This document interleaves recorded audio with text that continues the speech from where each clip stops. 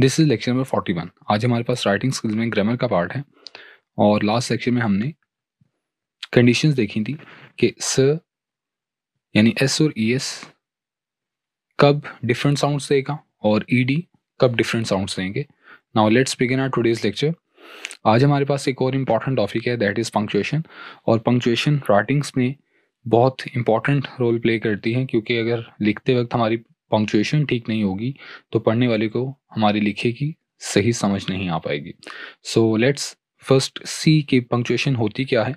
सो punctuation असल में spacing यानी वर्ड्स के बाद स्पेस देना, उसके बाद कुछ रिवायती साइंस जिनको पंक्चुएशन मार्क्स भी कहते हैं उनका इस्तेमाल है, और कुछ ख़ास डिवाइसेस का, टाइपोग्राफिकल डिवाइसेस ऐसी चीज़ों को कहते हैं जो कि हम टाइप करते हुए इस्तेमाल करते हैं, जैसे एंड का साइन हो गया। तो इस तरह के डिफरेंट साइंस, तो इन सब का इस्तेमाल असल में पंक्चुएशन कहलाता है। और ये काम क्या करता है, ये एड के तौर पर काम करता है। एड का मतलब होता है हेल्प करना, यानी ये हमारी हेल्प करता है किस चीज़ में, अंडरस्टैंड करने में, चीज़ को समझने में, और सही रीड करने में किसी रिटर्न टेक्स्ट को, लिखे हुए टेक्स्ट को, चाहे हम उसको बोलकर पढ़ें या खामोशी से पढ़ें।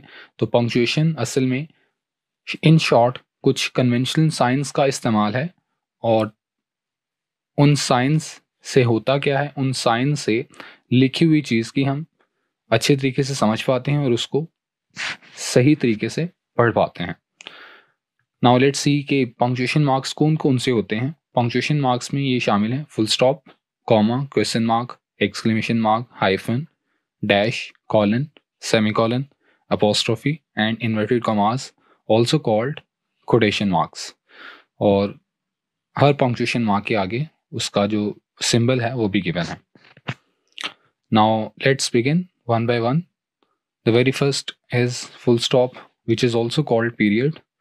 और ये कब इस्तेमाल होता है, जो फुल स्टॉप ये पीरियड होता है वो सिंपल या असर्टिव सेंटेंसेस, जिसके बारे में आपको बताया जा चुका है, ऐसे सेंटेंसेस जो कि आपको सिंपल इन्फॉर्मेशन कन्वे करते हैं, असर्टिव या सिंपल सेंटेंसेस कहते हैं।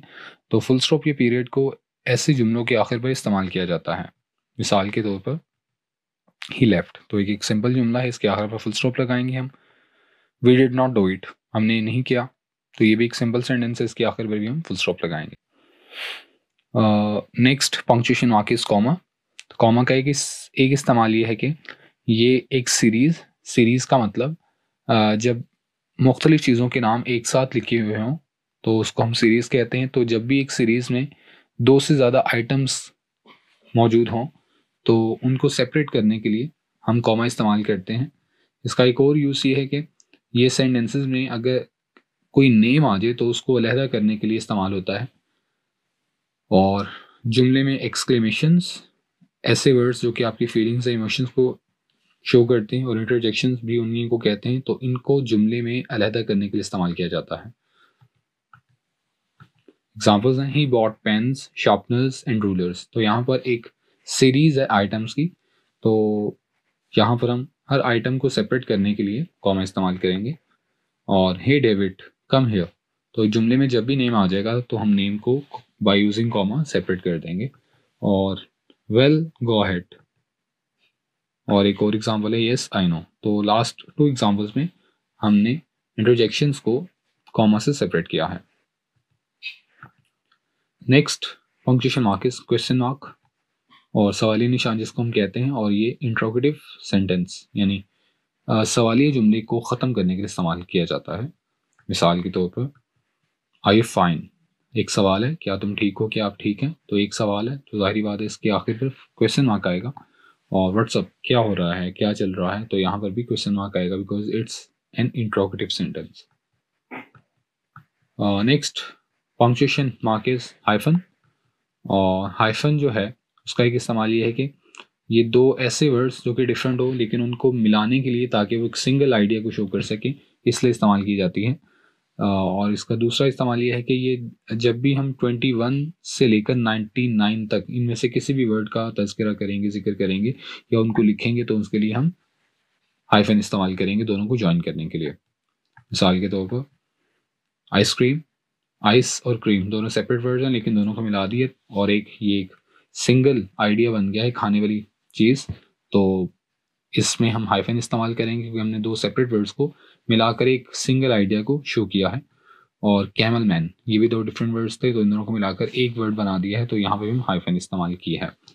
और 32, 71, तो जब भी आप 21 से 99 तक कोई भी वर्ड लिखेंगे तो उसमें आप हाइफन इस्तेमाल करेंगे।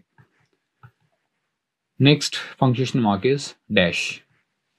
तो डैश जो होती है, अगर आप कोई बात कर रहे हैं, कुछ लिख रहे हैं, तो उसमें एक सडन शिफ्ट को जाहिर करने के लिए, मुकम्मल तब्दीली को जाहिर करने के लिए, अचानक आने वाली तब्दीली को जाहिर करने के लिए आप डैश इस्तेमाल करते हैं। मिसाल के तौर पर, tell me how do it, मुझे बताओ तुमने कैसे किया। By the way how is your brother. अब बात बिल्कुल यहाँ पर चेंज कर दी, यानी पहले में कुछ पूछा जा रहा था कि बताओ मुझे कैसे किया, और अचानक से फिर थॉट में शिफ्ट आ गया, तब्दीली आ गई। तो जब भी ऐसी सिचुएशन होगी तो हम शिफ्ट ऑफ थॉट को, सडन शिफ्ट ऑफ थॉट को हम डैश इस्तेमाल करके शो करेंगे। और next punctuation mark is apostrophe. और अपोस्ट्रोफी के दो इस्तेमाल होते हैं। एक, ये पोजीशन यानी ऑनरशिप या मलकियत जाहिर करने के लिए इस्तेमाल होता है, और ये अपोस्ट्रोफी के बाद एस लाजमी आता है। और दूसरा इसका इस्तेमाल यह है कि ये लेटर्स की ओमिशन या कॉन्ट्रैक्शन, यानी वर्ड्स को छोटा करने, या लेटर्स की ओमिशन, लेटर्स को ख़त्म करने, ख़त्म किया गया है ये जाहिर करने के लिए इस्तेमाल की जाती है। मिसाल के तौर पर, आई लाइक अलीज कार, तो यहाँ पर कार किसकी है, अली की है, यानी अली जो है वो कार का ऑनर है, और ये ऑनरशिप जो है, ये जो पोजीशन है, वो क्या चीज़ शो कर रही है, अली के साथ जो अपोस्ट्रोफी और एस है वो ऑनरशिप यानी पोजीशन को शो कर रही है, यानी car belongs to Ali, it is shown by apostrophe and S.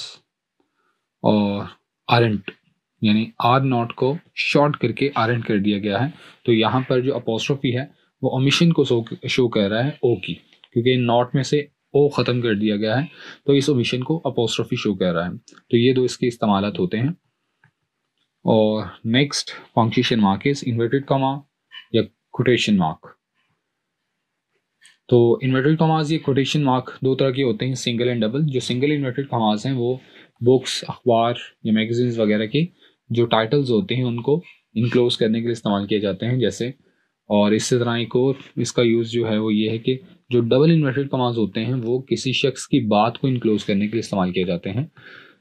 मिसाल के तौर पर, I read the Dawn daily, मैं रोज़ाना द डॉन यानी अखबार, जो अखबार का नेम है वो पढ़ता हूँ। तो यहाँ पर न्यूज़पेपर का जो टाइटल है उसको हमने सिंगल इन्वर्टेड कॉमास में लिखा है।